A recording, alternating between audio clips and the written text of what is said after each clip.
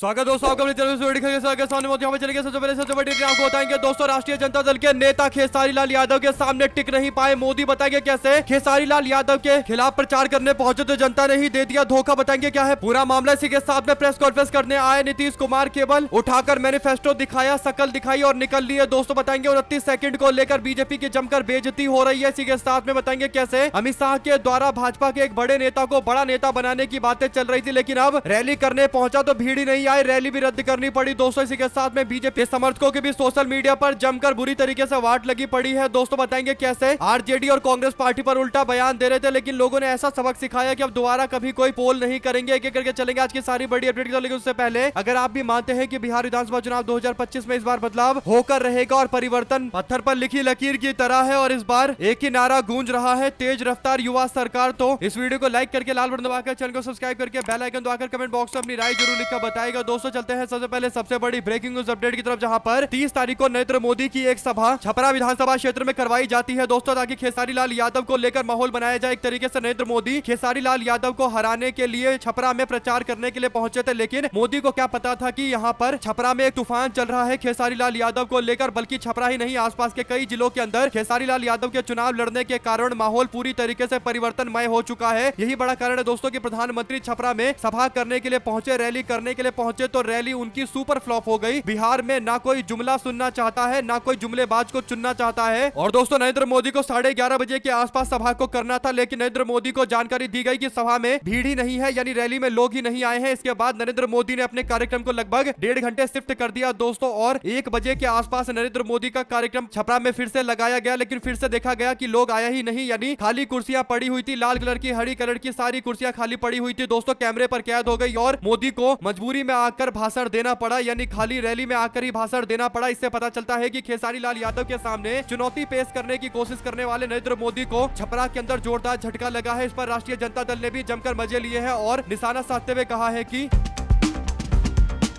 NDA वाले जान चुके हैं कि बिहार की जनता उन्हें और उनकी 20 साल पुरानी बहानेबाज नाकारी सरकार को नकार दिया है। अब हताशा में एनडीए गठबंधन के नेता गण अनाप शनाप बकवास कर रहे हैं। बिहार की जनता नौकरी और रोजगार चाहती है, पेपर लीक और परीक्षा में धांधली से मुक्ति चाहती है, भ्रष्टाचार, कमीशन खोरी, अफसरशाही और घूसखोरी को खत्म करना चाहती है, बढ़ते अपराध पर लगाम लगाना चाहती है। पर इन जरूरी बातों पर एक शब्द नरेंद्र मोदी नहीं बोल रहे। हताशा एनडीए गठबंधन वाले नेताओं की खुलकर सबके सामने आ रही है। 2 शब्द जरूर लिखकर बताएगा दोस्तों, अगर आप भी मानते हैं कि छपरा में नरेंद्र मोदी गलत गए थे प्रचार करने के लिए। मोदी को पता होना चाहिए कि छपरा में केवल एक ही सुपरस्टार है और वो है खेसारी लाल यादव। उनके सामने प्रचार करने मोदी क्या डोनाल्ड ट्रंप भी आएंगे, तब भी इसी तरीके से फ्लॉप रैली को संबोधित करनी पड़ेगी। तो अपनी राय जरूर लिखकर बताएगा दोस्तों, अगर आप भी मानते हैं कि छपरा में लोग अपने लोकल बेटे को चुनाव जिताकर इस बार भेजेंगे और भारतीय जनता पार्टी ने जो टिकट दिया है, जिसमें बीजेपी ने वर्तमान विधायक का टिकट काटा है और जो सबसे बड़े दावेदार रेखा गुप्ता मानी जा रही थी, उनका भी टिकट काट दिया गया, छोटी कुमारी को टिकट दिया गया, जिसके कारण एक जोरदार नाराजगी है और चतुर्कोणीय मुकाबला बन चुका है, जिसमें 3 तो बीजेपी के नेता है, एक आरजेडी के नेता है और आरजेडी के नेता खेसारी लाल यादव के समर्थन में इंडिया गठबंधन और विपक्ष के लोग और खासकर जो परिवर्तन चाहते हैं वे लोग एकजुट हो रहे हैं। दोस्तों अगर आप भी मानते हैं कि खेसारी लाल यादव के लिए ये सबसे आसान चुनाव है, अब देखना यह है कि जीतने के उनका अंतर 40,000 होगा, 50,000 होगा या 1 लाख से ऊपर होगा और एक वो नया रिकॉर्ड बनाएंगे। जो भी जानकारी इससे जुड़ी आती रहेगी आप लगातार पहुंचाते रहेंगे। चलते हैं एक और बिग न्यूज अपडेट की तरफ दोस्तों, जहां पर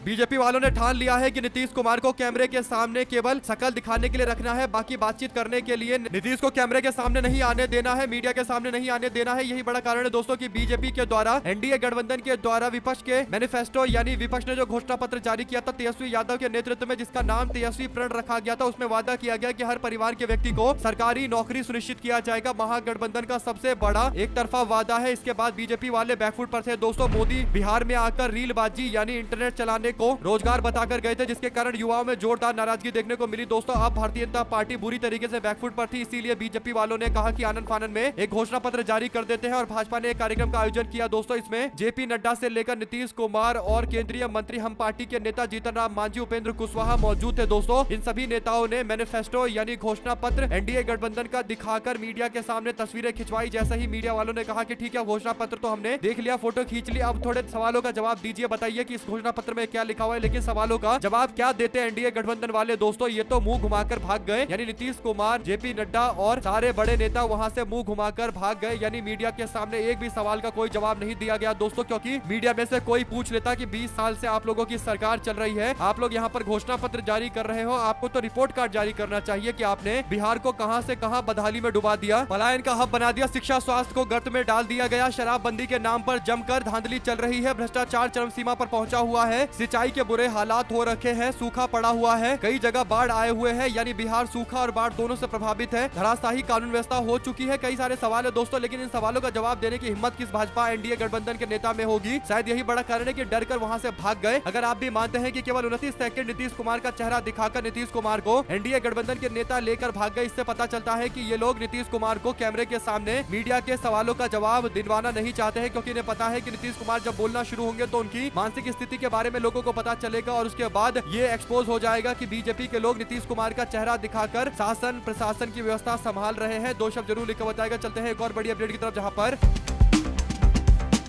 तारापुर में एक रैली के दौरान अमित शाह ने कहा था कि आप अपने उम्मीदवार को चुनाव जिताकर भेजिए, हम इनको बड़ा आदमी बनाएंगे। यानी उप मुख्यमंत्री सम्राट चौधरी को बड़ा आदमी बनाने का दावा अमित शाह कर रहे थे दोस्तों। यानी उप मुख्यमंत्री वो पहले से ही है और बड़ा आदमी तो फिर सीएम का ही पोस्ट बचता है। तो एक तरीके से सम्राट चौधरी को भारतीय जनता पार्टी का मुख्यमंत्री पद का उम्मीदवार अमित शाह बता रहे थे दोस्तों। अमित शाह को लग रहा था कि ऐसा बोल देंगे तो वो अलग अलग जगह पर रैली करेंगे तो उनको समर्थन मिलेगा, लेकिन सम्राट चौधरी की जमकर बेइज्जती हो गई दोस्तों। हुआ ये कि बेगूसराय के बखरी विधानसभा क्षेत्र में एनडीए के नेता उप मुख्यमंत्री सम्राट चौधरी की सभा में भीड़ ही नहीं जुट पाई। इसके कारण सभा में लोगों के नहीं आने के कारण रैली को रद्द कर दिया गया दोस्तों। हालांकि संबंध में स्थानीय नेता कुछ बताने से परहेज कर रहे हैं। यानी स्थानीय नेता ये बताने को तैयार नहीं है कि सम्राट चौधरी की रैली में भीड़ नहीं आई, इसलिए रैली को रद्द कर दिया गया। उप मुख्यमंत्री सम्राट चौधरी को 4 बजे के आसपास बखरी विधानसभा क्षेत्र के चक हमीद हाई स्कूल में आना था, मैदान में जनसभा को संबोधित करना था। प्रशासन ने भी पूरी तैयारी कर ली थी कि उप मुख्यमंत्री आ रहे हैं, लेकिन बाद में पता चलता है कि उप मुख्यमंत्री आ रहे हैं, प्रशासन के लोग भी आ रहे हैं, लेकिन अगर कोई नहीं आ रहा तो वो है बिहार की जनता। बिहार की जनता सम्राट चौधरी जैसे नेताओं को सुनना नहीं चाहती है दोस्तों। और एलजेपी आर के प्रत्याशी संजय पासवान को लेकर भी लोगों में जो नाराजगी है वो खुलकर प्रकट हो गई है। तो यूं कहिए कि बिहार विधानसभा चुनाव को लेकर सम्राट चौधरी जैसे नेताओं पर देश की जनता कोई विश्वास नहीं कर पा रही है दोस्तों। अगर आप भी मानते हैं कि ये पूरी तरीके से एक्सपोज हो रहे हैं भाजपा वाले तो लिखकर जरूर बताएगा। इसी के साथ में बीजेपी का समर्थक और यूट्यूब पर भारतीय जनता पार्टी का गुणगान करने वाला एक अंधभक्त अजीत भारती की ओर से सोशल मीडिया पर पोस्ट करते हुए पूछा गया कि नाचने का पेशा किस पार्टी से संबंधित है, और वो वोटिंग करवा रहा था दोस्तों। उसको लग रहा था कि लोग कांग्रेस पार्टी वाला जवाब देंगे क्योंकि इसके समर्थक ही हैं सोशल मीडिया पर इसको फॉलो करने वाले, लेकिन जो जवाब मिला दोस्तों वो हैरान करने वाला मिला। 42,851 लोगों ने वोट डाला, जिसमें से 61% लोगों ने बीजेपी को नचनियों की पार्टी बताई। यानी नाचने का पेशा बीजेपी की पार्टी का है, भारतीय जनता पार्टी का है। ऐसे सोशल मीडिया पर कई सारे भाजपा के समर्थकों की ओर से पोल करवाए जा रहे हैं दोस्तों, लेकिन उनको जो रिजल्ट मिल रहा है उससे पता चलता है कि सोशल मीडिया पर भी बिहार चुनाव को लेकर एनडीए गठबंधन वाले बुरी तरीके से फ्लॉप हो रहे हैं। इंडिया गठबंधन वालों ने पूरी तरीके से हरा कर रखा हुआ है दोस्तों। साथ साथ तेजस्वी यादव 12 रैलियों को एक दिन में संबोधित कर रहे हैं। तेजस्वी यादव एक अलग ही तरीके के फॉर्म में नजर आ रहे हैं दोस्तों। युवा नेता तेजस्वी यादव ये सुनिश्चित कर रहे हैं कि बिहार में बारिश की वजह से जो उनकी 2-3 रैलियां रद्द हो गई थी उनको भी अब कवर किया जाए। तो रैलियों को रद्द होने के बावजूद कोशिश की जा रही है कि वापस से